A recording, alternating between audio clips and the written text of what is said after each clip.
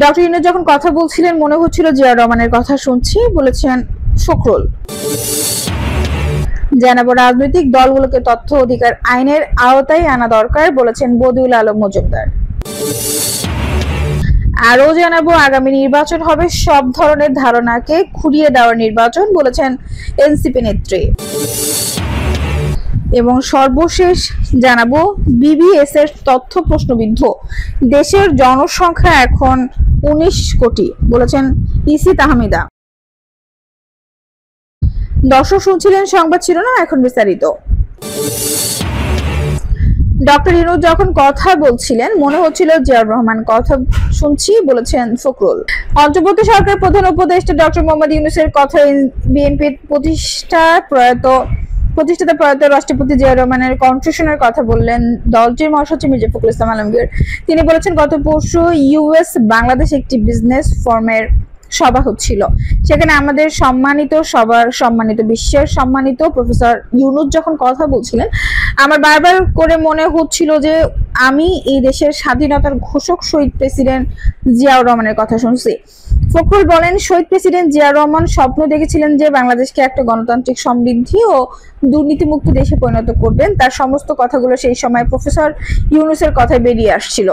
বিএনপির মহাসচিব বলেন, আমাকে সবচেয়ে মুরব্বী বলে পরিচিত করে দেওয়া হলো। আমি নিজে কিন্তু এখনো আক্তারদের সদস্য সচিব আক্তার হোসেন সঙ্গী মনে করি, কারণ আজীবন লড়াই সংগ্রামের মধ্য দিয়ে বড় হয়েছি এবং এখনো লড়াই করেই চলেছি। আমরা বিশ্বাস করি বাংলাদেশের মানুষের জন্য সংগ্রাম লড়াই মজ্জাগত ব্যাপার, যে কোনো বিপদে যে কোনো দুঃসময়ে সবাই এক হয়ে লড়াই করতে জানে, তার প্রমাণ জুলাই দিয়েছে। তিনি বলেন, বাংলাদেশের মানুষ কিন্তু প্রতিবার লড়াই করেছে, সংগ্রাম করেছে। যেদিন থেকে একটা দুঃসহ একটা দানবীয় একটি শাসক গোষ্ঠী বাংলাদেশের উপরে চেপে বসেছে, সেদিন থেকে বাংলাদেশের মানুষ লড়াই শুরু করেছে। আমি এখানে তো পার্টিকুলার কোনো পলিটিক্যাল পার্টির কথা বলছি না, প্রত্যেকটি মানুষের বিরুদ্ধে সংগ্রাম করেছে। যেমন করেছে আপনার সেই তেঁতুলিয়ার গ্রামের মানুষ, ঠিক তেমনি আপনারা এইখানে এই প্রবাসী থেকেও লড়াই করে যাচ্ছেন। তরুণদের উপর নিজের আস্থার কথা তুলে ধরে সাবেক এই মন্ত্রী বলেন, একটা কথা খুব স্পষ্ট করে দৃঢ়তার সঙ্গে বলতে চাই যে আমরা যারা বয়োজ্যেষ্ঠ আছি আমরা অনেকগুলো লড়াই লড়েছি, আমরা স্বাধীনতার যুদ্ধ করেছি, পরবর্তী সময়ে গণতন্ত্রের জন্য সংগ্রাম করেছি, লড়াই করেছি। বিএনপি মহাসচিব বলেন, বাংলাদেশকে এগিয়ে নিতে স্বপ্ন দেখতে হবে, আর সবচেয়ে বেশি দরকার রাজনৈতিক অঙ্গীকার। আমি শুধু আপনাদেরকে এই কথা বলতে চাই যে আমরা আধুনিক চিন্তা করি, আমাদের পরবর্তী জেনারেশন, আমাদের সামনের ছেলেরা, আমাদের মেয়েরা, তারা নিঃসন্দেহে অনেক বেশি আধুনিক চিন্তা করে। সেটাকে ধারণ করার মতো মানসিকতা আমাদের আছে এবং সেটাকে প্রমোট করার মতো সংগঠন আমাদের করতে হবে। রাজনৈতিক দলগুলোকে তথ্য অধিকার আইনের আওতায় আনা দরকার, বলেছেন বদিউল আলম মজুমদার। রাজনৈতিক দলগুলোকে তথ্য অধিকার আইনের আওতায় আনা দরকার বলে মন্তব্য করেছেন সুশাসনের জন্য নাগরিকের সম্পাদক বদিউল আলম মজুমদার। আন্তর্জাতিক তথ্য জানার অধিকার দিবস উপলক্ষে তথ্য অধিকার আইন পরিপ্রেক্ষিত পর্যালোচনা শীর্ষক সেমিনারে পরিশুদ্ধ নির্বাচন প্রক্রিয়ার তথ্য অধিকার বিষয়ে আলোচনায় এই কথা বলেন বদিউল আলম মজুমদার। আজ রোববার রাজধানীর গুলশানের একটি হোটেলে এই সেমিনারের আয়োজন করে তথ্য অধিকার ফ্রম এমআরডিআই এর নির্বাহী পরিচালক হাসিবুর রহমানের সঞ্চালনায় সেমিনারে নাগরিক সমাজের প্রতিনিধিরা বক্তব্য দেন।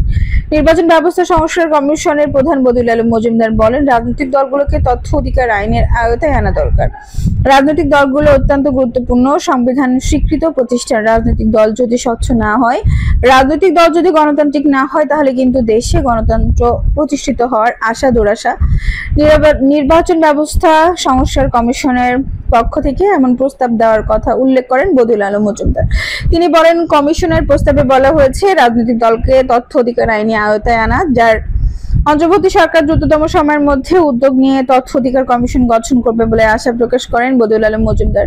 তিনি বলেন, পক্ষপাতদুষ্ট ব্যক্তিদের বাদ দিয়ে যারা নির্দলীয় সেই রকম সাহসী ব্যক্তি নিয়ে তথ্য অধিকার কমিশন গঠন করতে হবে, আর এই জন্যই সবাইকে সোচ্চার থাকতে হবে। বিগত নির্বাচন কমিশন পাতানো কমিশন ছিল বলে মন্তব্য করেন বদিউল আলম মজুমদার। এ প্রসঙ্গে তিনি বলেন, গত নির্বাচন কমিশন পাতানো কমিশন ছিল, এই জন্য তিনি তথ্য কমিশনে গিয়েছিলেন, কিন্তু তথ্য পাননি যে কার নাম কে প্রস্তাব করেছে।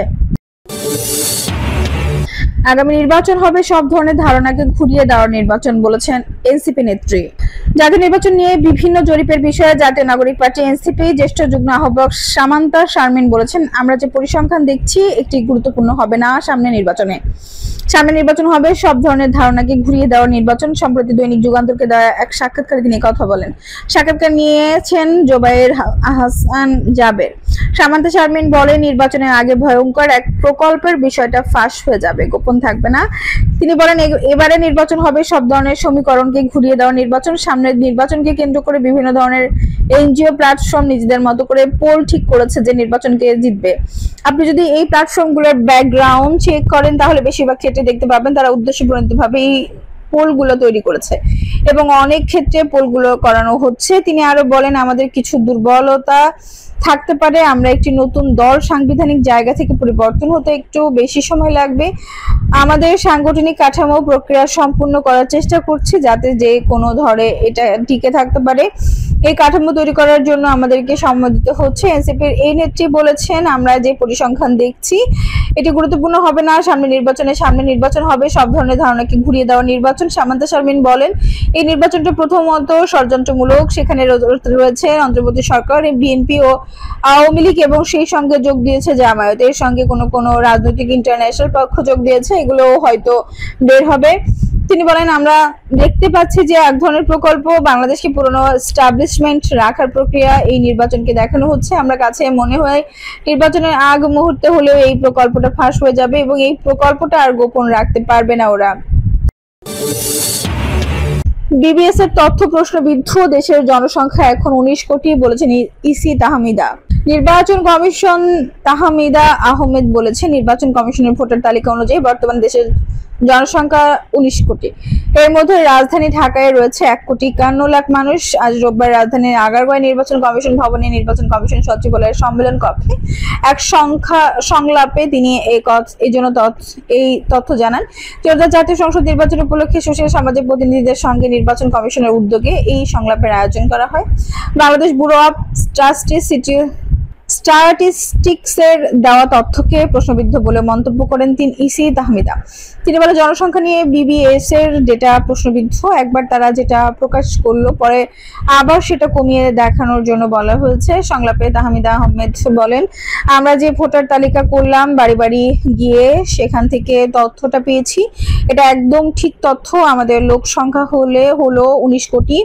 এর মধ্যে 1,51,00,000 বাইরে প্রবাসী, যেটাকে বলা হয় শুধু ঢাকায় রয়েছে 1,51,00,000 মানুষ। সকালে সংলাপের শুরুতে শুভেচ্ছা বক্তব্য দেন প্রধান নির্বাচন কমিশনার এএমএম নাসির উদ্দিন। বলেন, আসন্ন নির্বাচনকে সামনে রেখে আমরা অনেক কাজ ইতিমধ্যেই সম্পন্ন করতে পেরেছি।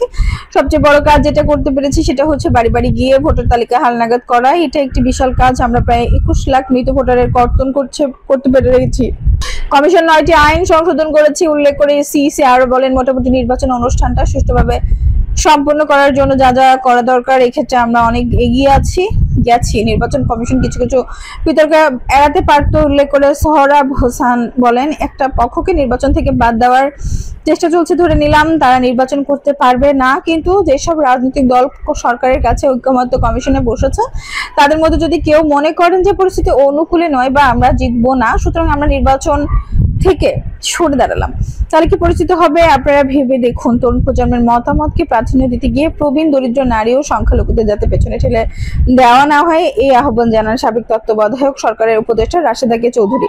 আগামী সংসদ নির্বাচনে 5 থেকে 60% নারী প্রতিনিধিত্বের প্রস্তাবে নারী সমাজ রাজি নয় উল্লেখ করে রাশেদা কে চৌধুরী বলেন, রাজনৈতিক দলগুলো বলছে তারা আমাদের 5 থেকে 60% স্থান দেবে, দান দক্ষিণা নাকি এটা 55 বছর পর এটা শুনতে অবাক লেগেছে। নির্বাচনে 33% নারী প্রতিনিধিত্ব নিশ্চিত করতে নির্বাচন কমিশনের প্রতি আহ্বান জানান রাশেদা কে চৌধুরী। রাজনৈতিক দলগুলোর উদ্দেশ্যে বলেন, বারবার বলবো 5 থেকে 60% আমরা মানি না। দর্শক, এই ছিল এখনকার সর্বশেষ সংবাদ। নিউজটি ভালো লাগলে অবশ্যই একটা লাইক দিন, কমেন্টে আপনার মূল্যবান মতামত জানান। সবসময় আমাদের পাশে থাকতে সাবস্ক্রাইব করে বেল বাটনটি অন করে রাখুন। ধন্যবাদ।